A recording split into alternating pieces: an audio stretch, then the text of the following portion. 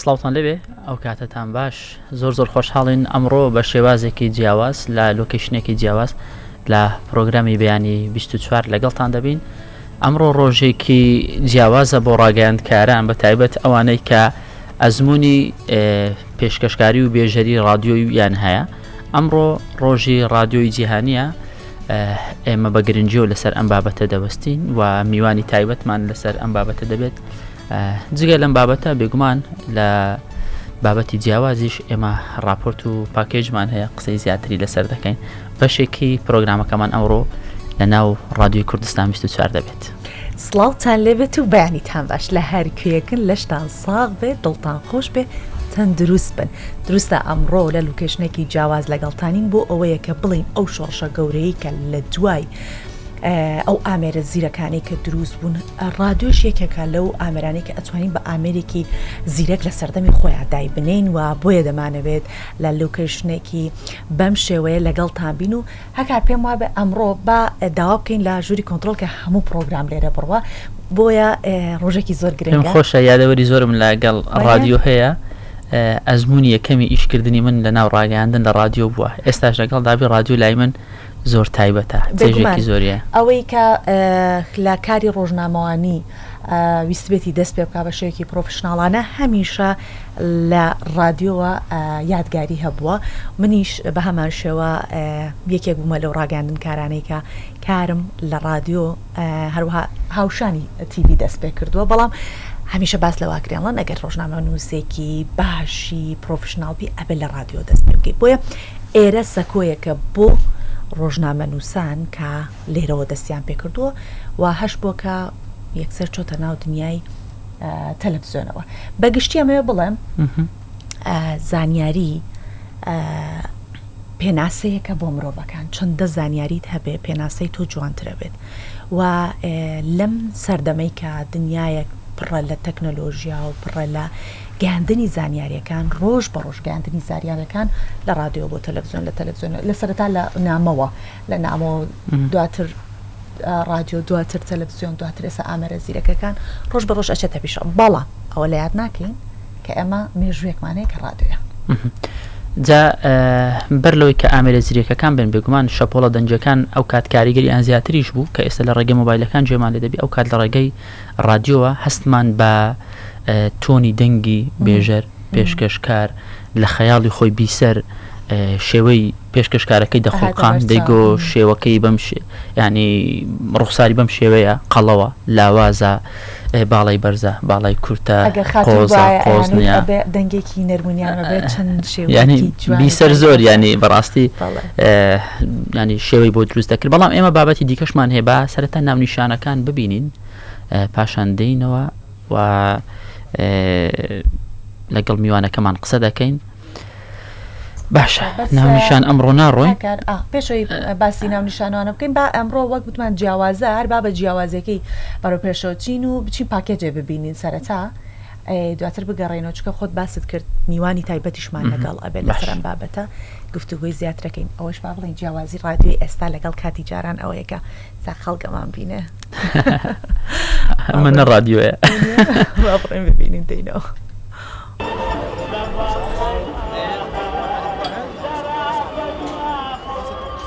ڕادیۆ ئامرازێکی پەیوەندی بەهێز و بێ بەرامبەرە، ئامرازێکە خێراتر لە ئامرازەکانی دیکەی ڕاگەاندن دەگاتە هاوڵاتیان. سەکۆیەکی زانیاری کاریگەرە بۆ گەیاندنی پەیامی هاوڵاتیان بەکار بەدەستان. ڕۆڵێکی هەرە گرنگیشی هەیە بۆ بڵاوکردنەوەی ڕۆشنبیری گوێگرانی، بە تایبەتیش ئێستا سوودمەندە لە پێشکەوتنی تەکنۆلۆژیای زانیاری.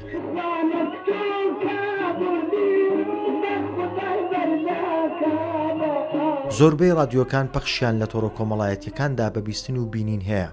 لەگەڵ ئەوەی میدیای بیندرا و بەگشتی گەشە سندنی بەرچاوی بەخۆیەوە بینیوە، بەڵام هێشتا کەسانی زۆر بەهۆی پیشەکانیانەوە گوێ لە ڕادیۆ دەگرن.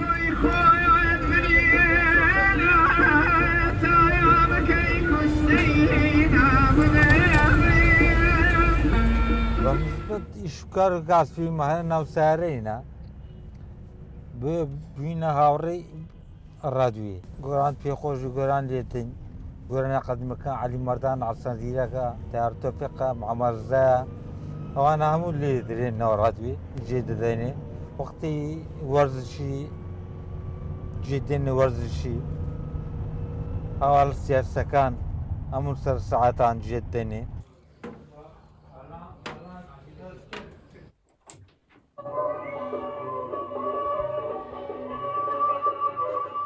بۆ بەشێک لە هاوڵاتیان رادیۆ پردێکی پەیوەندیە لە نێوان یادەوەریەکانی سەردەمی ڕابردوویان و سەردەمی ئێستایاندا. مام دیلان هونەرمەندێکی شاری هەولێرە و دەڵێت هەر شەوێک بەبێ گوێگرتن لە رادیۆ ناتوانم بخەوم. رادیۆ زۆرچی پێبەخشیم، ژیانی پێبەخشیم. رادیۆ زۆربەی ڕۆژانم کا من دادەنیشتم جێم لە گۆرانی ڕەسەنەکان دەبوو، بەڕاستی زۆر خۆشحاڵ دەبووم، خەمی لێ دەڕەواندنمەوە و ژیان لەگەڵ رادیۆ شتێکی گەلە خۆشە. زۆربەی جۆری رادیۆەکان ئێستا و رادیۆ مەثەن فلیپس هۆڵندیم هەیە، قیساری عراقیم هەیە، ئەوە رادیۆ رووسیا، ئەوە رادیۆی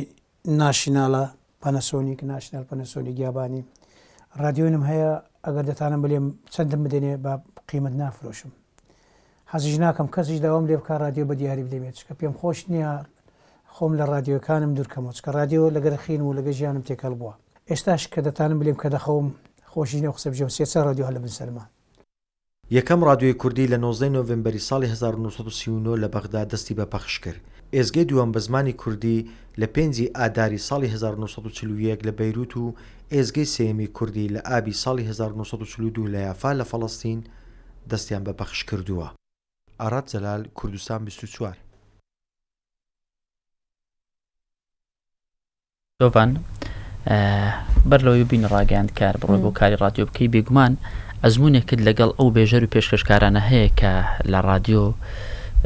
کەسی بەتوانان بەسەلیقەن دەنگێکی خۆشیان هەیە، پرسیاری باش دەکەن، لەگەڵ بیسەر بە تەواوی تێکەڵ بوون. ینی هەندێک جار ئەوانە دەبنە پاڵنەر لەوەی تۆ حەز و ئارەزوو خولیات بۆ کارەکە زیاتر بێت. یەکێک لەو کەسانە من لە بیرمە ئەو کات کە منداڵ بووم جێم لە بەرنامەکەی ڕادەگرت، بەرنامەکی زۆر سەرنجڕاکێشی هەبوو بۆ ئەو کات بەرنامەیەکی نوێ بوو، کەس نەبوو شەوانە جێ لەو بەرنامە ڕانەگری. ئەویش ئەو کات سەرەتا لە رادیۆی پێشکەوتم بوو، پاشان گواستراوە بۆ رادیۆ دەنجی کوردستان، ئێستا بووەتە جێگری بەڕێوەبەری رادیۆ دەنجی کوردستان.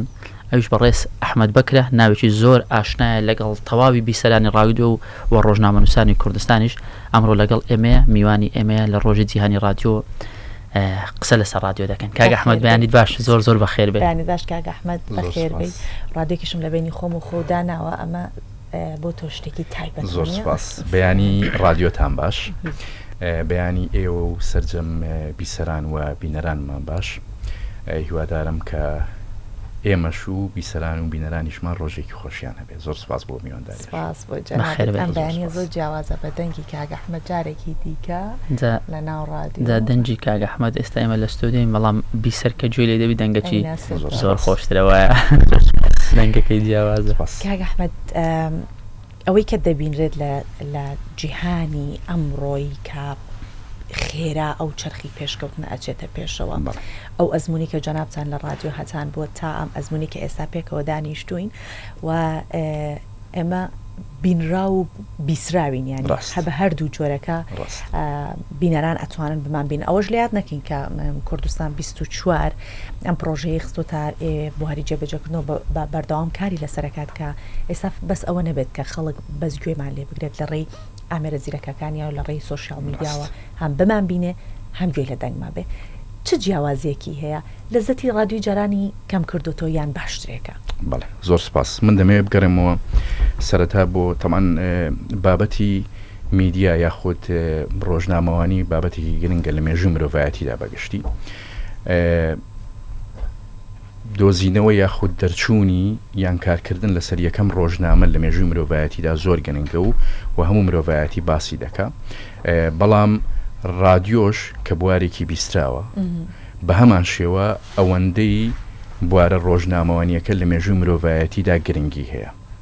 لەبەرەوەی بەردەوام مرۆڤایەتی لە مێژووی خۆیدا هەوڵی داوەکەوە پرۆسەی کۆمونیکیشن پەرە پێبدات و پرۆسەی پەیوەندیکردن بە کۆمەڵ بۆ بگەیاندنی پەیامەکانی، بۆ کاریگەری خستنە سەر تاکەکان، بۆ کاریگەری خستنە سەر کۆمەلگا و دروستکردنی ڕایگەشتی هەوڵی زۆری داوە. بۆیە ڕادیۆ شۆڕشێکی زۆر گەورە بوو لەو بارەدا دەتوانین بڵێین لە شۆڕشی ڕۆژنامە دەرچوونی یەکەم ڕۆژنامە ئەگەر زیاتر نەبوو بێ کەمتر نییە چونکە پێشتر مرۆڤ لە ڕێگەی پیتەوە مرۆڤایەتی دەدوان مخاتبەی کۆمەلگای دەکرد بەڵام بۆ یەکەم جار لە مێژوویدا توانی مخاتبەی هەستەوەرێکی تری مرۆڤکە کەویش گوێچکەکانیەتی کە ئێمە دەزانین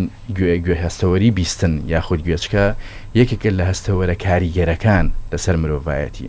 من پێم وایە لەوانەیە هەندێک لە خەڵک پێچوانەیە بۆ چوونەی من بێ بەڵام پێم وایە هەستەوەری بیستن لە هەستەوەری بینین بە تایبەتی لەو سەردەمەدا گرنگترە چونکە بەر لە بیستن گرنگترە چونکە بۆ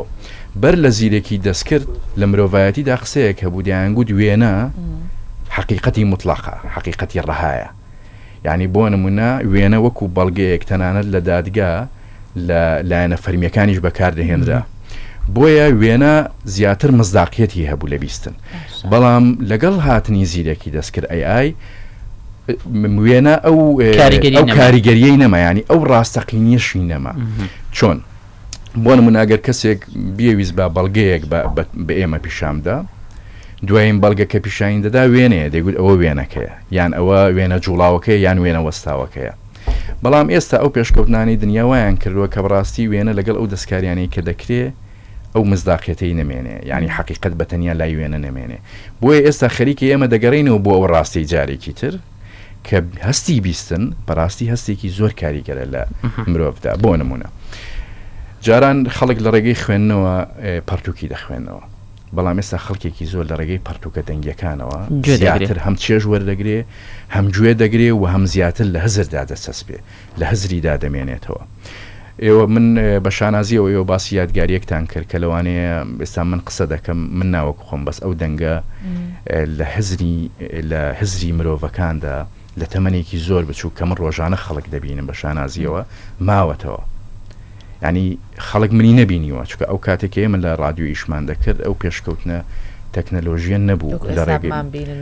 من ئێستا کە هاتمە ستۆدیۆ گوتم ینی لە میکەپ و خۆڕێ خستنەوە بابەتانە گوتم جێ پێشکەوتنی ڕادیۆ ئێمە کاتی خۆی تەنانەت جلەکانیشمان بە ئاسایی کلاس بێجامەیەکی ئاسایی بەجامەیەکەوە دادەنیشتین شەوان بەڵێ خەڵک ئەمەی نەدەبینی بەڕاستی وە خەڵکێک هەبوو کە هەموو تەمەنی گوێی لە دەنگی من بووە بەڵام منی نەبینیوە بەڵام کە دەچم بۆ بازار کە دەچم یا مخاتبەی کەسێک دەکەم دەڵێ ئەو دەنگە غەریب نییە دەڵێم تۆ گوێگری ڕادیۆ بووی ئەو کات دەگەڕێتەوە بۆ ئەو کاتە کە من بەرنامەم پێشکەش کردویان گوێی لەو دەنگە بووە کەواتە بۆیە دەڵێم هەستەوەری بیستن لە مرۆڤدا هەستەوەرێکی زۆر گرنگە و کاریگەری زۆریشی دەبێ بۆ گەیاندنی چکە لە کۆتاییدا میدیا ئەرکی سەرەکی میدیا گەیاندنی پەیامە و کاریگەری خستنە سەر تاکەکانە و ڕاکێشانیەتی بە ئاراستەی پەیامەکەی خۆی ئەوەی کە خۆی دەی هەوێ مادام بیستن ئەو کاریگەریەی هەبێ کەواتە دەکرێ بڵێن کە دەتوانی لە ڕێگەیەوە باشترین پەیامەکانت بگەێنی بە زۆر باشە کاگ ئەحمەد ئێستا هەمویان تەواوکەری یەکترین ینی سیر دەکەی پۆدکاست دەکرێت پۆدکاستی زۆر باش هەیە لە جیهان لە ستۆدیۆیەکی ڕادیۆیی لە لایڤی سۆشیال میدیا هەم بەدەنگ هەم بە وێنە هەمووی دەبینی و کاریگەری زۆر باش لە کۆمەلگا دروست دەکات ئێمە ئەگە بین بۆ ناوەخۆ مێژووی ڕادیۆی کوردی باسکەین ڕادیۆی کوردی مێژوێکی درێژی هەیە لە 6 ساڵ بەسەرەوە زیاترە ئەگەر بگەڕێنە بۆ ئەو ڕادیۆ یەکەم جار بە کوردی قسەی پێکرا با بڵێن بیستمان بۆ نزیکەی 100 ساڵ دەبێت کاتێک یەکەم جار لە بەغدا بەڵام وەکو ڕادیۆی کوردی دامەزراندن بە فەرمی ئەگەر هەڵە نەبم پێم وابێ ڕادیۆ دەنگی کوردستانە ساڵی 1963 وایە باشە کارکردن لە ڕادیۆ چه ئەزمونێک بە ڕۆژنامە نووس دەبەخشێ چه کاریگەری لەسەر ڕۆژنامە نووس دروست دەکا ئایا ئەو قسە ڕاستە دەگوترێ ئەوانەی کە لە ڕادیۆ دەستیان پێ کردووە ڕۆژنامە نووسی قسە زانترن بەدیقەترن بە سەلیقەترن باشتر دەتوانن ڕستەکان بدەن بە بیسەر و بەبینەر ڕاست ئەو قسەیە تەواو دروستە بە تایبەتی ئەوەی کە گوتت قسە زانترن و وشەکان باشتر هەڵدەبژێرن و ڕستەکان باشتر ڕیز دەکەن و باشتر وشە سازی دەکەن چونکە ڕادیۆ مامەڵە لەگەڵ بیستن ینی بواری بیستن مامەڵە لەگەڵ دەربڕینی وشە و هەڵبژارنی ڕستە و ڕستە سازی وشە سازی دەکە ئێمە قسەیەکمان هەیە دەڵێن لە بواری ڕۆژنامەوانیدا ئەوەی کە لە پەیامنێریەوە دەست پێ دەکا دەبێتە ڕۆژنامەوانێکی زۆر باش چونکە هەرسێک بوارەکەی هەم نووسین هەم بیستن و هەم بینین تێیدا کۆ دەبێتەوە بە هەمان شێوە قسەکەری باش و ئەو کەسەی کە دەیهەوێت لە ڕێگەی وشەوە کاریگەری بەسەر خەڵکەوە بکات یاخود لە ڕێگەی وشەوە کردداری کۆمونیکیشن ئەنجام بدا ئەوانن کە لە رادیۆدا کاریان کردووە چونکە ئێمە لە رادیۆ کە کارمان دەکرد بۆ نمونە ئەگەر یەکێک لەو نمونانەی کە من بۆتان میجارمەوە دواتر دێمە سەر مێژووی رادیۆ یەکی بچکە بەشێک لە پرسیارەکە پەیوەندی بە یەکەم رادیۆی کوردی ئێمە کە لە رادیۆ کارمان دەکرد یەکێک لەو خەمانەی کە هەمان بوو زمانی کوردی بوو لە سەرەتادا تەنانەت ئەو کاتە خوا لێ خۆش بوو مەهدی خۆشناو سوپاسنامەیەکی ئاراستەی ئێمە کرد ئەو کاتە ئێمە گەنج بووین ینی رادیۆیەکی لاوانمان هەبوو ئەوە خەمی ئێمە نەبوو بەڵام کردبوومانە خەمی خۆمان کە رادیۆیەکی لاوانە بووین ئێمە بەڕاستی خەمی هەندێک ناوەندی تر و دەستگای میدیایی تر بوو بەڵام زۆر کارمان لەسەر وشەی کوردی دەکرد من دەگەڕێمە بۆ دەی نەوەتەکان کە باسی لێ دەکەم لە دەی نەوەتەکان تۆ کار لەسەر هوەری کوردی وشەی کوردی بکەی ئەو کاتە زۆر گرنگ بوو تەنانەت لە یادمە ئەو کات هەندێک کەس بە ئێمەی دەگوت ئێمە چکە بڕیارماندا بوو تەنها گۆرانی کوردی پەخش بکەین بە ئێمەیان دەگوت ئەگەر ئێوە تەنها گۆرانی کوردی پەخش بکەن خەڵک گوێتان لێ ناگرێت بەڵام بە پێچەوانەوە بوو ئێمە توانیمان ئەو کاتە شۆڕشێکی گەورە بکەین لە هەم لە ڕووی زمانەوە هەم لە ڕووی هوەریشەوە هەم گۆرانی کوردیمان پەخش دەکرد هەم لە کاتی پێشکەشکردنی بەرنامە بەڵێ تەنانەت ئەوانەی کە پەیوەندیشیان پێمانەوە دەکرد وای لێ هاتبوو کە بە زمانە کوردیەکەی ئێمە زیاتر مخاتبەیان دەکرد ینی زیاتر بە زمانە کوردیەکەی ئێمە دەدوان بۆیە دەکرێت بڵێم کە رادیۆ کاریگەری لە هەموو بوارەکان لە بواری کللتوری لە بواری شوناسی نەتەوەیی لە بواری هەستی نیشتیمانی چکە بابەتی زمان بەشێکە لە ئینتیمای نیشتیمانی ئەوانە کاریگەری زۆری هەبووە مێژی رادیۆ تەمان رادیۆ هەرچەند هەوڵی زۆر هەبوو بە تایبەتی لە سەدەی 19 لە دەی هەشتاکان هەوڵی زۆر هەبوو بۆ دۆزینەوەی شەپۆلی دەنگ گواستنەوەی دەنگ هەوڵەکان پەریان پێدرا تاکو دەتوانین بڵین یەکەم وێزگەی رادیۆیی لە ساڵ 1970 لە ئەمریکا ئەویش بەڕێکەوت بوو ینی نەک بڵێ کاریان لەسەر بابەتی لەرە دەنگەکان دەکرد دەستی ینی توانیان مۆسیقای لێەوە پەخش بکەن بەڵام یەکەم وێزگەی رادیۆیی دەکرێت بیگەڕێنەوە بۆ سەرەتای بیستەکان لە ساڵ 1920ەوە رادیۆ دەست وەکو وێزگەی وەکو ئێزگە وەکو میدیایەکی ڕێکخرا و دەستی بە پەخش کرد یەکەم رادیۆی کوردی کە باز دەکرێت گە بگەڕێنەوە ئەوانە رادیۆی کوردی نین ینی بۆی مێژوەکە بە تەواوی بێ بۆ نمونە لە بەغدا رادیۆی بەغدا پەخشی دەکرد بەڵام پەخشەکەی دیاریکرا بوو لە چوارچێوەی میدیایەکدا بوو کە ئەو میدیایەکی عەرەبی بوو ینی دەوڵەتێکی عەرەبی بوو بابەتەکە ئەوە نەبوو خزمەت بە کورد و کللتوری کورد و زمانی کورد و پرسی کورد بکات دواتر رادیۆی تر هەبوو لە قاهرە رادیۆ هەبوو رادیۆی یافا ئەو کاتە ئینگلیزەکاندایان مەزراند چکە بە ئەو ڕاستێش بزانین کە لە جەنگە جیهانیەکاندا رادیۆ کاریگەری یەکجار گەورەی هەبووە و بەشێک لە جەنگ ئەو کاتە رادیۆ بوو بۆ نمونە رادیۆی یافا کە دامەزرا ئینگلیزەکان بەرامبەر بە ئەڵمانەکان دایان مەزران و بەشێکی کوردی بوو بەڵام یەکەم رادیۆی کوردی کە دەکرێت بڵێن یەکەم ئێزگەی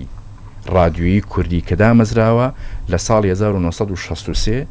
دوو ساڵ دوای هەڵگیرسانی شۆڕشی مەزنی ئەیلول بەڕابرایەتی باوکی ڕۆحینەتەوە بارزانی نەمر ئەو کاتە هەر بە لێزانی و حکمت و بیرکردنەوەی دروستی بارزانی هەروکو چۆن یەکەمەکان لەو حکمتەوە لە کوردستان سەریان هەڵدا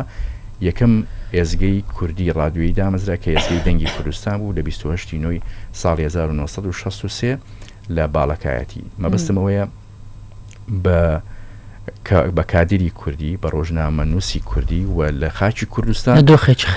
لە دۆخێکی زۆر خراپدا کە ئەو کاتە من لە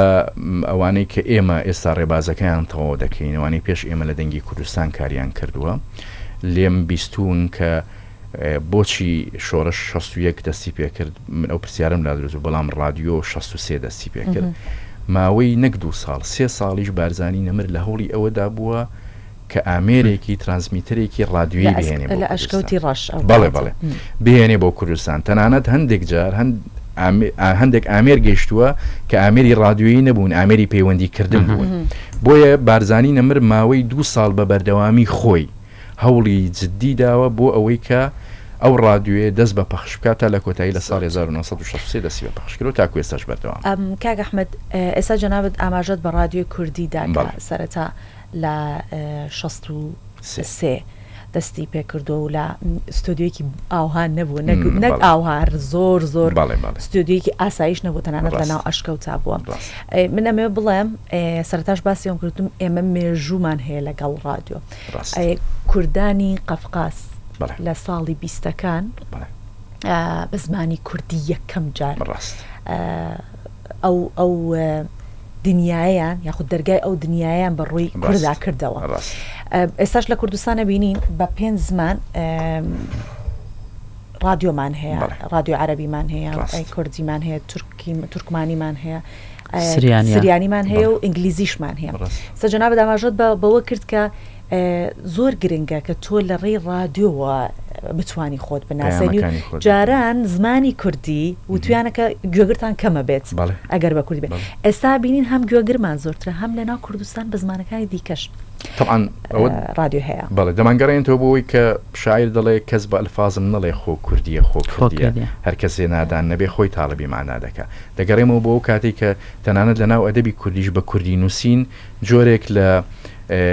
کەمی بوو، ینی پیان وا بوو کە ئەوە زمانی تر نازانێ بۆیە بە کوردی نووسی. تەمانەوە لە چوارچێوەی هەوڵی هەموو ئەو داگیرکەرانەی دەوروبەرمان بووە بۆ سڕینەوەی شوناس و ناسنامەی ئێمە، چکە لە بیرمان نەچێت لەو ناوچەیەدا لە ناوچەی ڕۆژهەڵاتی ناوەڕاستدا کورد وەکو نەتەوەیەک توانیوێتی خۆی بهێڵێتەوە. ئێمە وەکو قبتیەکان نەبووین، ئێمە وەکو بۆ نمونە سۆمەریەکان نەبووین، ئێمە وەکو هەندێک نەتەوەی تر نەبووین کە لەناو نەتەوەی عەرەب و فارس و تورکدا ئەو نەتەوە سەردەستانە بتوێنەوە. ئێمە ماینەوە لەسەر پێی خۆمان ماینەوە و یەکێک لە هۆکارەکانی مانەوەمان دەستگرتنمان بوو بە زمانەکەمانەوە، بە زمانەکەمانەوە ئەوەی کە بەڕێزت ئاماژەت پێکرد. بۆیە دەگەڕێمەوە بۆ ئەوەی باسی کوردانی قەفقازت کرد بێگومانێ و کاتێ رادیۆ یەریڤانمان هەبوو، ئێزگەی یەریڤانمان هەبوو، بەڵام کە دەڵێم یەکەم رادیۆ یەکەم ئێزگەی کوردی لەسەر خاکی کوردستان بەڵ لە باشووری کوردستان دەنگی کوردستان بوو، ئەو کاتە لە یەریڤان شۆڕشێک نەبوو تاکو ئەو ئێزگەی ببێتە زمان حاڵی شۆڕشەکە، بەڵام دەنگی کوردستان بوو بە زمان حاڵی شۆڕشێک کە بەڕاستی یەکێک لە هۆکارەکانی لە سنوور دەرچوونی شۆڕشی کوردی ئەو کاتە هەبوونی ئەو رادیۆیە بوو، چکا پێشتر شۆڕش هەکرا بوو بەڵام دنیا وەکو شۆڕشی ناوچەیی مامەڵی لەگەڵدا دەکرد. شۆڕشەکانی پێشتر بۆ نمونە شۆڕشەکانی بارزان، شۆڕشەکانی شێخ سەعید، شۆڕشی ئەو ئەوانەی کە کرابوون، بەڵام بەهۆی ئەوەی کە دەستگایەکی میدیاییان نەبوو بۆ ئەوەی کە دەوروبەری پێ بدوێنن، تەنانەت بەرامبەرەکانی خۆیانی پێ بدوێن. ئاخر دەنگی کوردستان بیرتان نەچێ یەکێک لە سیماکانی یەک لە خەسڵەتەکانی ئەوە بوو کە دەستی پێکرد بەشێکی زمانی عەرەبی بوو و بە زمانی سریانی ئەمە بەرنامە هەبوو. ئەو کاتە من دەگەڕێمەوە بۆ 60ەکان پاشگیری عراقیشی هەبووە دەنگی کوردستانی عراق. تۆ بگەڕێەوە بۆ ساڵی 60ەکان چه حکمت و لێزانیە کە بیری لەوە کرد بێتەوە کە رادیۆیەک هەبێ بۆ شۆڕش. دروستە کاک ئەحمەد، دەزانی من بەچی ئەمە بە بیر کەوتۆ گفتوگۆی لەسەر بکەین. ئێستا ئەو ڕۆژەی کە لەلایەن ئێرانەوە بە هێرشی موشکی هێرشکرایە سەر ماڵی شەید پێشڕە و ئێمە هەر لە کەناڵە کوردیەکان بە زمانی کوردی هەر باسمان کرد لە کەناڵ ڕاگەیاندنەکانی کوردستان لە رادیۆکان لە جەریدەکان هەمووی هەر بە کوردی بە کوردی. ئێمە ئەگەر بمانتوانیە کەناڵێکی پرۆفشناڵی زمانی دیکەمان هەبێت پێویست بە وەرگێڕانە نەکات. دایمەن لە وەرگێڕانە حەقی ئەو شتێک کە ئەبێ بدرێ نادرێ، وەکو زمانەکە نییە کە تۆ باسی لێوە بکەی بکەسە بە زمانی خۆی باسی لێوە بکات. لە رادیۆشە بە هەمان شێوە پێتان وایە کە گرنگە رادیۆیەکمان هەبێت رادیۆیەکی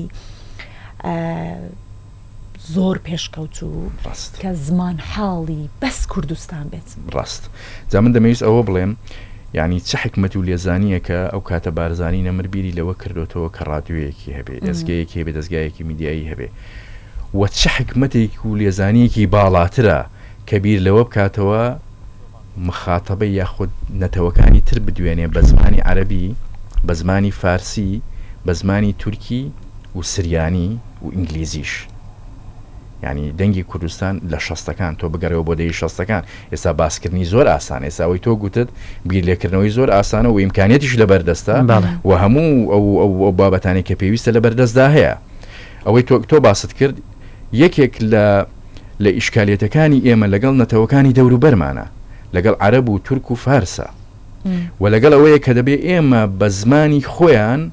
زمانی خۆیان پرسی خۆمان بگەێنینە دنیا بە ئینگلیزی بە ئەڵمانی بە فەڕەنسی بە هەموو ئەو زمانانەی کە هەیە بۆ کە تۆ ئەوەی بەڕێزت باس کرد زۆر دروستە. ئێمە کاتێک کە لە بابەتی هێرشەکانی ئێران بۆ سەر هەرێمی کوردستان ئێمە دەبوایە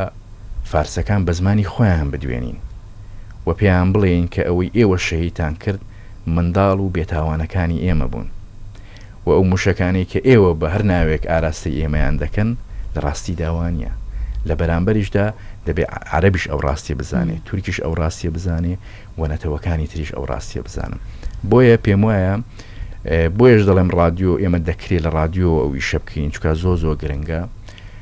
با من ئەوە بەبیر ئێوە بهێنمەوە کە رادیۆیەکێکە لەو دەستگا میدیایانەی کە بۆ ئەوەی سوودی لێوەگری پێویستت بەوە نییە کاتی بۆ تەرخان. تەنانەت بە بەریتانیاشەوە من ئەوە هەکارەگەر ئیزنم بێ بەریتانیا تاوەکو ئێستا گرنگترین ئەو بڕیارانی کە سەرۆکوەزیران دەری ئەکات سەرەتا لە رادیۆوە. زەمن ئیزافەیەکی ترت بۆ بکەم تەنانەت ئەگەر دنیا تووشی شەڕێکی ماڵوێران کرد بێ یەکەم شوێن کە مرۆڤایەتی چاوەڕێی دەکا هاوکاری بێوەلێ و پەیامەکان بگار بێگومان کاریگەری رادیۆ ئێستاشی لەگەڵدا بێ هەرمایە ینی کاگە ئەحمەد پێشکەوتنەکان نەیتوانیوە ڕێگری لە کاریگەری رادیۆ بکات. بۆ نمونە هیچ کەسێکمانی ڕۆژانە لەناو ئۆتۆمبیل سەر نەکەوین باشە شوفێر بە پێی یاساش بێ تۆ ناتوانانی مۆبایل بەکاربێنی سەیری مۆبایل بکەی بۆ وەرگرتنی هەواڵ بۆ گوێگرتن لە گۆرانی بۆ هەر شتێک کەواتە زۆر بە ناچاری دەبێت تۆ گوێ لە رادیۆ بگری. ئەو ئۆتۆمبیلانی ئێستا مۆدیل بەرزیشن زیاتر کاریگەریان ینی کاریان لەسەرەوە کردووە کە رادیۆکەیان باشتر بێ دەنگی باشتر بێ کوالێتی باشتر بێ ینی رادیۆ سنجینی خۆی سوقلی خۆی هەرماوە. دەتوانین بڵێن ئێستا جارێکی دیکە ئێمە لە کوردستان دەتوانین بە شێوازێکی جیاوازتر باشتر کار لەسەر رادیۆ بکەین پاڵپشت بەوەی کە لە تیڤی و لە سوشیال میدیا هەیە لە ڕێگەی رادیۆش پەیامەکانمان بگەینین دەگا. بەڵێ لە هەموو بۆ نمونە لە تیڤیش کە تۆ کار دەکەی بەشێکی کارەکە دەنگە بەشێکی کاریگەریەکەشت دەنگە. راپۆرتێکی تیڤی ئەگەر بێژەرێکی دەنگخۆش بیخوێنێتەوە یاخود بێژەرێکی بە سەلیقە لە ڕووی دەنگەوە بیخوێنێتەوە چەند جیاوازی و کاریگەری هەیە لەوەی کە تەنانەت بێژەری تیڤیش ئەوەی کە دەنگی ینی تۆنی دەنگی جیاوازە چەند کاریگەری زیاتر هەیە بەسەر بینەر بێگومان کاریگەری زۆر زیاترە. زۆربەی هەرە زۆری بێژەرەکانی تیڤی و تەنانەت ئەوانەی کە بە وێنەش دەردەکەون ئەوانن کە دەنگێکی جیاوازیان هەیە کەواتە ئەوە دەمانگەڕێنێتەوە بۆی کە دەنگ کاریگەری هەیە. من ئەو قسەیەم کردیانی بۆ پاڵپشتی ئەوە نییە بەڵام دەنگ کاریگەری بۆەوەی کە من پێم وایە دەنگ کاریگەری هەیە. ئەوەی کە بەڕێزیشت ئاماژەت پێکرد یەکێک کۆمەڵی خەسڵەتی رادیۆ هەیە کە لەوانەیە لە میدیاکانی تردا نەبێ. رادیۆ دەستگایەکی میدیایی کەم تێچووە. تۆ باست کرد ئەو کاتە ئێمە لە چیا لە شاخ بەو بێ ئیمکانیەتە لە ژێر بۆمبارانی دوژمن رادیۆماندانە لەناو ئەشکەوتێک بەبێ ئەوەی هیچمان هەبێ رادیۆماندانە دەمانتوانی ئەو کاتە تیڤیەک دابنی نەخێر بێگومان. کەواتە رادیۆ دەستگایەکی میدیایی کەم تێچووە لە سەختترین قۆناغەکاندا تۆ دەتوانی سوودی لێوەربگری. من ئاماژەم بە شتێک کرد گوتم ئەگەر مرۆڤایەتی تووشی شەڕێکی ماڵوێران کرد بێ نەک شەڕ کارەساتێکی سروشتی ماڵوێران کرد بێ یەکەم شوێن کە مرۆڤایەتی چاوەڕێ دەکات لێوە پەیامەکان ببیستێت و ڕێنمایی بکە رادیۆیە ینی شەپۆلەکانی رادیۆیە بەڵێ بۆیە بەڵێ کاریگەری زۆریش لەبەرەوەی کەم تێچووە. دووەم ئەوەی کە بەڕێز ئاماژەت پێکرد تۆ بۆ گوێگرتن لە رادیۆ پێویست ناکە کات تەرخان بکەیت سەیری تیڤی بکەیت دەبێت کاتێک تەرخانکەی و بە دیاری و دەست لە ئیشەکەت هەڵبگریت. نێت و ئۆنلاین و سوشیال میدیا بە هەمان شێوە دەبێت دەست لە کارەکەت هەڵبگری و سەرخاڵی ئەوبی. بەڵام رادیۆ یەکێک لە خەسڵەتەکانی ئەوەیە تۆ دەتوانی شوفێری خۆت بکەی فرۆشیاری خۆت دایکایەتی خۆت بکەیت و یەکێک دەوانەی کە من زۆر زار تووشیاندم ئەوانە کە دەڵێ یادگاریەکی زۆرم هەیە من لە مەتبەخ بەدەم ئامادەکردنی خواردن و قاپشوشتن و تەنانەت بەدەم خایانکردنەوەی ماڵەوە زۆر گوێم لە بەرنامەکانی رادیۆ گرتەوە. کەواتە رادیۆ کاریگەری ئەوەندە هەیە کە مرۆڤ لە هەر دۆخێکدا بێ دەتوانێت سوود لە رادیۆکە وەربگرێت. ئەوە لە ڕووی خێراییەوە بیرمان نەچێت دەڵێن ئێستا سوشیال میدیا خێرایە بەڵام رادیۆ خێراترە. پێویستی بە پۆستکردن دەنگەکە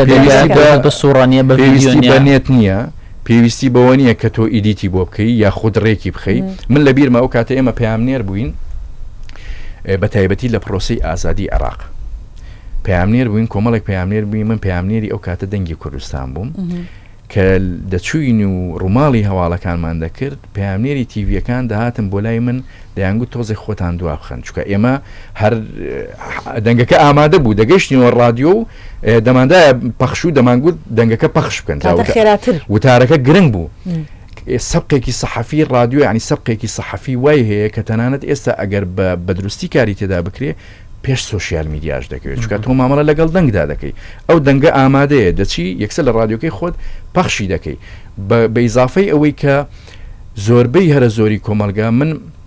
پێشەوەی بێن بۆ ئێرە سێرچم کرد هەندێک ئامارم لا بوو کە دوایین ئاماری نەتەوەیەگرتوەکان دەڵێ 170 مرۆڤایەتی بە زۆرێک لە زۆرەکان سوود لە ڕادیۆ وەردەگرێت زۆر درستە من پێشەوەی کە سپاسی کاک ئەحمەد کەم بەس ئەوە باس بکەم کە باسی خانمانی کرد کە خانمان لە مطبخەوە گویان لە پرۆگرامەکانی لە کاتی میکەپ ئەمەوە بڵێم ئەم قسەی گەورە دەروونناسی جیهان یانگ باس بکەم یانگەڵە خانمان لە ڕێی گرۆ عاشقە بن پیاوان لە ڕێی چاوە ئەگەر ئەمە تێکەڵکەین بە یەکەوە خانمان تیفی بۆ ئێمە باشە ڕادیۆ بۆ ئێوە بەشکڵەنە بەڵام مەبەستمەوە ینی کاریگەری زۆر دەنگ کاریگەری زۆر زیاتر هەیە چکە خانمان لە شێوەی هەستی بیستنەوە عەتفیان ئەجوڵێت یاخود وەرئەگرن زیاتر هەر بۆ شە بە قسەکانی ئێوە یەکسەر دڵمان خۆشە بێمەژرانە ئەحمەد زۆر سپاس زۆر خۆشحاڵ بووین لەگەڵمان بوویت جارێکی دیکە گوێمان لە دەنگت بووە زۆر سپاس خۆش سپاس بۆ ئێوە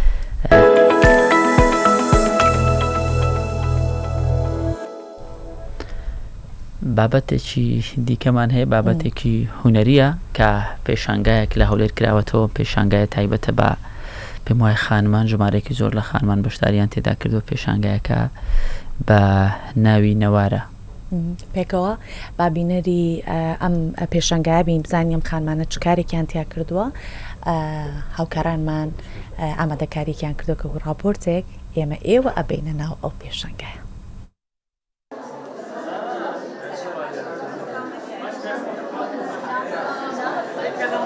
بعد سقوط القذائف والطيارات اللي قصفتهم فطلعت المدينة منطقة ميونخ مدينة ميونخ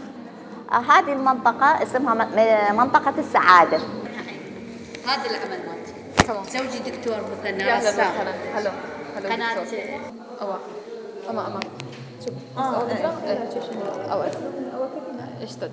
بالنسبة للوحات اللي مشتركة بها خلال هذا المعرض هي لوحتين. Ez bi di tabloyan beşdarî vê pêşingehê bûme her tiştê got ez bi çavê xwe dibînim bandorê li min dike û dimîne heya got ez wê dîmenê dikim tablo. Yekem tabloya min derbirîna ji mû sila wêran piştî şerê terorê ye û tabloya din taxeke dewlemend ya bajarê Mûnîx e. فهنا بهذه اللوحة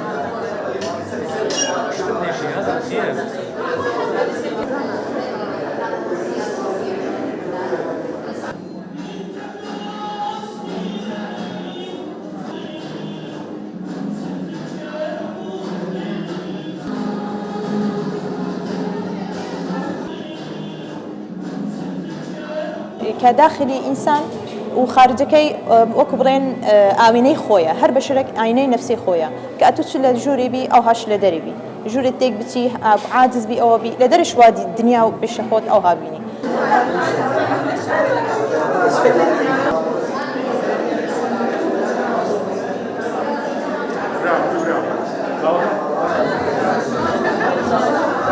اللي شفته هو يعكس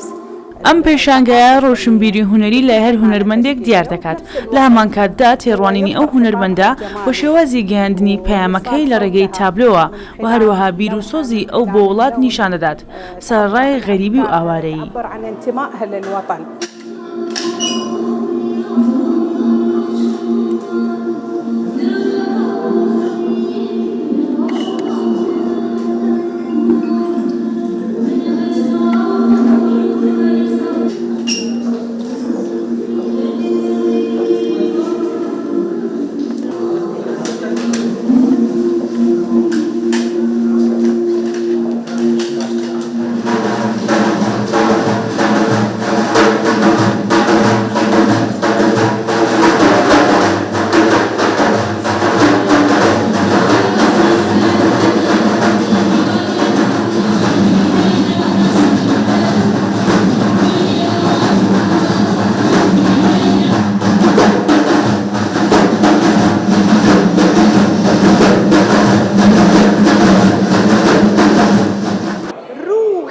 زنانه در اجتماع ما مثل من وەک ژنێک لە هەرچێ ناوی ژن بهێنرێ بەشدار دەبم و بە سەما و هەڵسوورانم دەمێ بڵم ڕۆحی ژنانە لە کۆمەڵگای ئێمەدا وەکو ئەم سەما و هەڵپەڕینە بەردەوامە. کۆمەڵگا و جیهانی ئێمە بێ بەشداریکردن ژنان ناتوانێت هەناسە هەڵمژێت. من وەکو ژنێ هەتا ئاخرین دڵۆپی خوێنم لە هەر شوێنە ژنی لێبێ هەڵدەسوڕێم و دڵداری دەکەم و دەڵێم ژن ژیان ئازادی. بگم که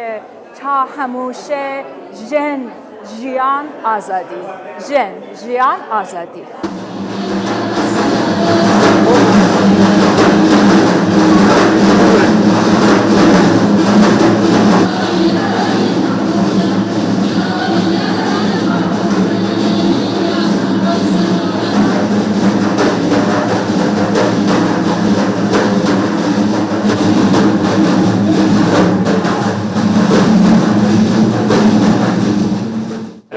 تابلوی خۆشم بەشداری کرد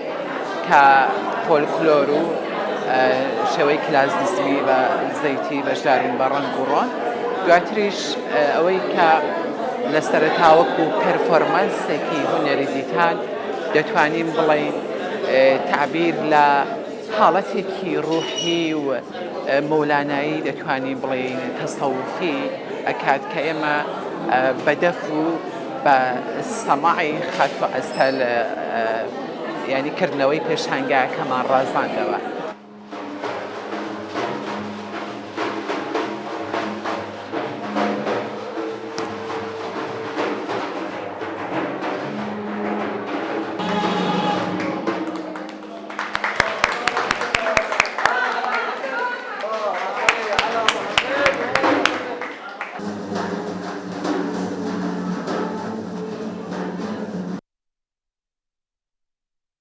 ئەو لە هەکەم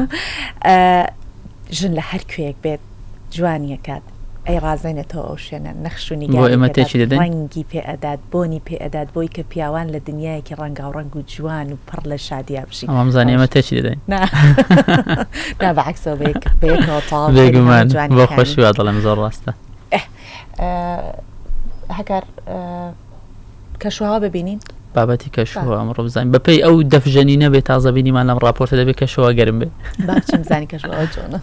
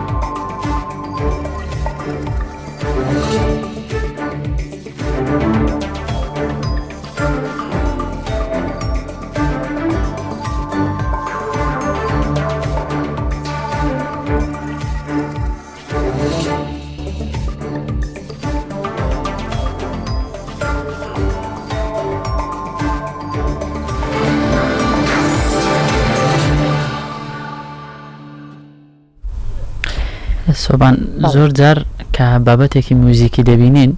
تو کۆمنتێکت هەیە دەڵێ زۆر حەزم بۆ بوو فێرە ئامێرێکی مۆسیقی بە هیچ نازانی ها هیچ نازانم هەمیشاڵێم سوپاس بۆ خوا ئەوەی کە من ئەمەوێ هەمە لە ژیانە بەڵام دایمە هەستەکەم بۆ شایەکەوێش بۆ شایەکەوەیە کە لە ئەمریکی میوزیکی نازانم ئەیشی کڕم بەڵام بەکاری نانم باشە خۆ زۆر مەحاڵ نییە فێربوون ینی دەکرێت لە خول ڕاهێنانکردن بەردەوام بوون شتێکی لێ فێربی نازام هەکارەتە فێری ئامێرێکم ناوڵە بابەتەکەمان پەیوەستە بە ئامێرێک ئامێری سازی تەمبور یان تەمبورەی پێدەڵێن کە ئەم ئامێرە ئامێرێکی کۆنە مێژوەکەی بۆ نزیکەی 6,000 ساڵ دەگەڕێتەوە واتە بێچێک لە کۆنترین ئامێرەکانی موزیک دادەندرێت یارستانەکان زۆر بەکار زۆر ڕاستە یارستانەکان کاری لەسەر لێزانینێکی باشیان لەو ئامێرە هەیە هەموو ئامێرە میوزیکەکان تایبەتمەندی خۆیان هەیە دەنگێکی خۆشیان هەیە بە یەکەوە کە تێکەڵەکرێن ئەوەندەی دیکە چێژ بەخشە بن جا ئەم بابەتەشمان لەسەر هونەرمەندێکیشیان هەیە ئێمە کارمان لەسەری کردو ناوی فەرهاد سلێمانیە ئەم فەرهاد سلێمانیە هەم خۆی وەکو موزیکژن و هەمیش وەکو دروستکەری ئەم ئامێرانە کار دەکات واتە بووەتە بەشێک لە بژێوی ژیانیشی ینی بە جۆرێک لەگەڵ موزیک و لەگەڵ ئەم ئامێرە تێکەڵ بووە هەم خواستی خۆی خواستی خانەوادەکەی لە ڕووی ئابوووریەوە پێپڕ دەکاتەوە و هەمیش حەز و خولیای بابینەربین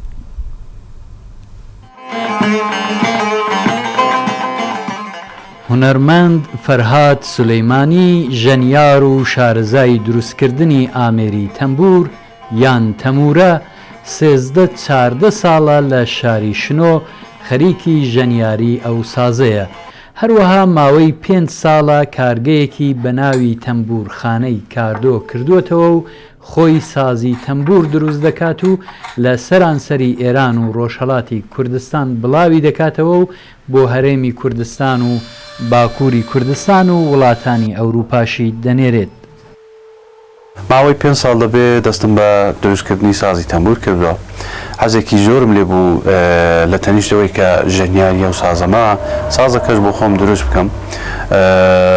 زۆرم خوێندنەوە کتێب خوێندنەوە و لەگەڵ مامۆستایانی دیکەی ئۆستاکانی دیکەی کە سازی تەمبور دروست دەکەن کارم کردو. ئێستا بە دڵنیاییەوە سازەکانم دروست دەکەم و دەینێرم بۆ وڵاتانی دیکە بۆ وڵاتانی ئەوروپایە بۆ هەرێمی کوردستانێ بۆ باکوورێ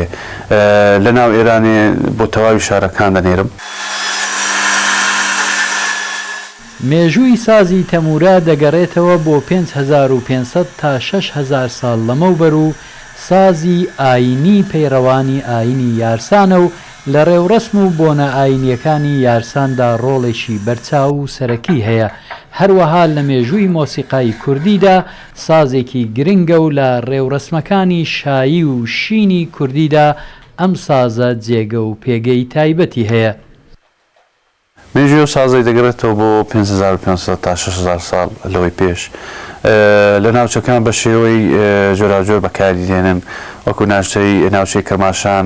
ناو یارسانەکان کە ئەو سازە بە شێوەی ئاینی زۆرتر بەکاردێنن لە ناوچەی دێرسیم لە باکووری کوردستان بە شێوەی ئاینیە لە ناوچەکانی دیکەش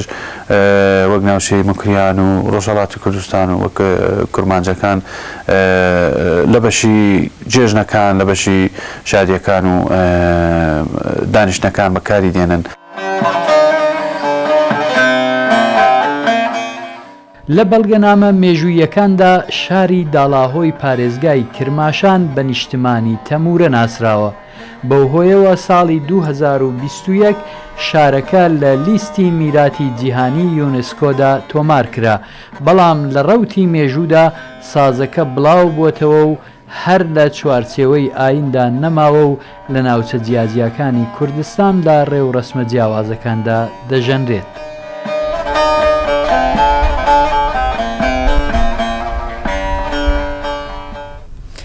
هەکار سەدان چیرۆکمان هەیە کە گەنجانی کوردستانن بە ئومێدی ئەوەی کە بگەنە بە هەشتێک ئەم بەهشتی خۆمان کە کوردستانە لە خۆیانیان کردووە بە دۆزەخ کە گەیشتونەتە ئەوروپا ئەو بەهشتەشیان نەدۆزیێتەوە دۆزەخەکە لەوێ بۆ ئەوان دەستی پێ کردووە کە نە ژیانیان چۆنەڵە جێگیر بووە نەزانیانە ئەمێنن وەرئەگیرێن مافی پەنابەرێتیان پێ ئەدرێت نادرێت دایمە لە قەلەقا ژیاوە زۆر بەشی لە لاسایکردنەوە دەستی پێکرد ئەم بابەتە سۆبانیانی خەڵک بەگشتی دەبینی دراوسەیەکی کەسوکارێکی خزمێکی دەڕۆیشت بۆ ئەوروپا یعنی ئەو ناخۆشی و دەردەسەری و نەهامەتی نەدەبینی کە ئەو ڕۆژانە تووشی دەبێت و ئەو تامی غەریبی و غوربەتی نەکردبوو تەنیا ئەم وێنەی دەبینی کە لە پاڵ ئاوێکی ڕۆیشت و سەوزاییەکی جوان میترۆیەک ئۆتۆمبیلێکی جوان پێی وابوو ڕێک ئەو بەهشتەیە کە ئەو لە خەیاڵ خۆی دروست کردووە بەڵام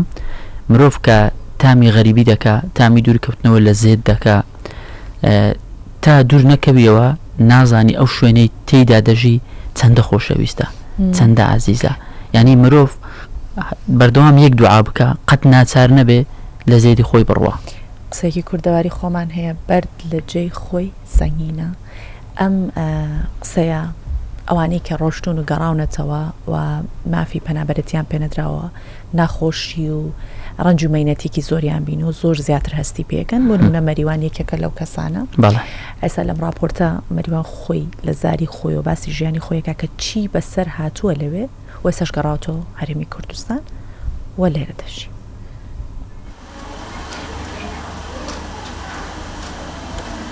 مەریوان مەحموود بە ئومێدی ژیانێکی باشتر ماوەی 19 ساڵە لە فینلەندا دەژی ئەو ماوەی 8 ساڵ مۆڵەتی نشینگەی ئەو وڵاتەی هەبووە بەڵام مافی پەنابەرێتیان پێنەداوە چەند جارێکیش داوای کردووە بەڵام داواکەی ڕەت کراوەتەوە هەر بۆیە ساڵی ڕابردوو بۆ هەرێمی کوردستان گەڕێنراوەتەوە بردمیان بۆ دارەی پۆلیس لەوێ وتیان ئیمزاکە با عەزێت نەدەین بە زۆر پەنجەمۆر و ئیمزات پێ نەکەین بتنێرینەوە خۆت بیکە باشە هەردوو دەستم ئاوە نوقاندە بوو لەبەرەوە کە پەنجەم نەکەنەوە مەسەن بیکەن بە ناو مرەکە باو بیخەنە سەروەرەکە ئیترەوە بوو من دەسڵاتی 3 پۆلیسم نییە دوانیان لاولایان گرت مێکیشیان کە لە بچەکە لە دەستماوەیەکیشیان بە زۆر دەستی کردمەوە پەنجەی چەپی کردمەوە کردیان مرەکە بەکە و خستیانە سەروەرەقەکە مەریوان دەڵێت لە فینلەندا لە باڵەکۆنی شوقەیەکەوە کەوتووەتە خوارەوە و دۆخی تەندروستی تێکچووە 3 ساڵ داوای چارەسەری پێویستی کردووە بەڵام بۆی دابین نەکراوە و بەو هۆیەوە ماوەی 5 مانگ لە نەخۆشخانە ماوەتەوە بەڵام دۆخی تەندروستیشیان لە بەرچاو نەگرتووە ئەوروپا یعنی بۆ کەس نابێ بە بەهشت یعنی حەچوون بێ وڵاتی خۆت شوێنی خۆت شوێنی لەدایکبوونی خۆت زۆر زۆر پیرۆزە زۆر زۆر باشترە خۆشترە بە هەر شێوەیە بێ بە فەقیری بێ بە نەبوونی بێ بە هەر شێوەیە بێ وڵاتی خۆت باشتر من بەڕاستی یعنی کە ڕۆیشتم من واتێ نەگەیشتم یەکت جار کە ئەوروپا وا بێت هەتاکو نەمبینم بەس چیرۆکی مەریوانێکێکە لەو سەدان چیرۆکەی کە پەنابەران لە وڵاتانی ئەوروپا بەسەریاندا هاتووە و ڕوبەڕووی چەندین ناخۆشی و دۆخی نەخوازراو بوونەتەوە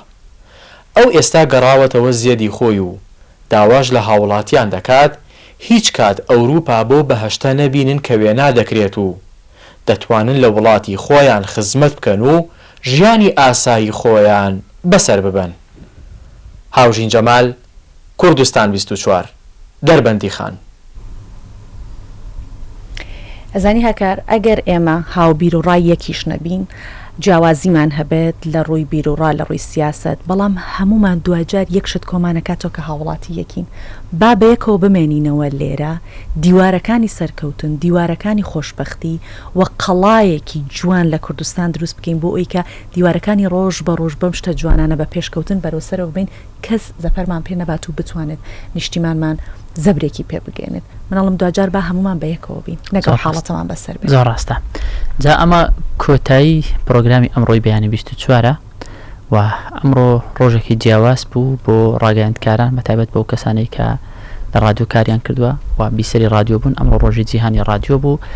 لێرەوە دەمەوێت فریکوێنسی ڕادیۆی کوردستان 24 شتان بیر بێنمەوە 99.7 و 100.7 ئەمانە فریکوێنسی ڕادیۆی کوردستان 24 دەتوانن لە نێو ئۆتۆمبیلەکانتان لە ماڵەکانتان لە ڕێگەی مۆبایلەوە هەموو ئەوانە کە گوێتان لە ڕادیۆ بوو گوێ لە ڕادیۆ کوردستان 24 بگرن، گوێ لە گۆرانی ڕەسەنی کوردی، گوێ لە هەواڵی تازە لە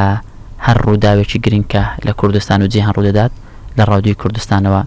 دەتوانن ببیستن. هیوادارم ڕۆژێکی زۆر خۆشتان هەبێت. بۆ هیوای کە ڕۆژێکی خۆشتان هەبێت و هەمیشە بتوانن لە ڕێی مۆبایلەکانتانەوە بینەر و بیسەری ڕادیۆی کوردستان 24 بن بەم شێوەیە بە شێوەیەکی ڕاستەوخۆ هەم دەبینن بێژەر پێشکەشکارەکان لەگەڵتان دەبن هەم گوێ بیستی نوێترین و گرنگترینی هەواڵەکانە بن. ئەم ڕۆژە دووبارە پیرۆز بێت لە ئەوانەی کە خولیای گوێبیست بوونن لە رادیۆ و ڕاگەاندنکارانی ناو ستۆدیۆکانی رادیۆ و لە ژوورەکانی کۆنتترۆل. سپاس کە لەگەڵمان بوونم بەیانە. هیوای شادی و باشیتان بۆ خەزین خاتان لەگەڵ.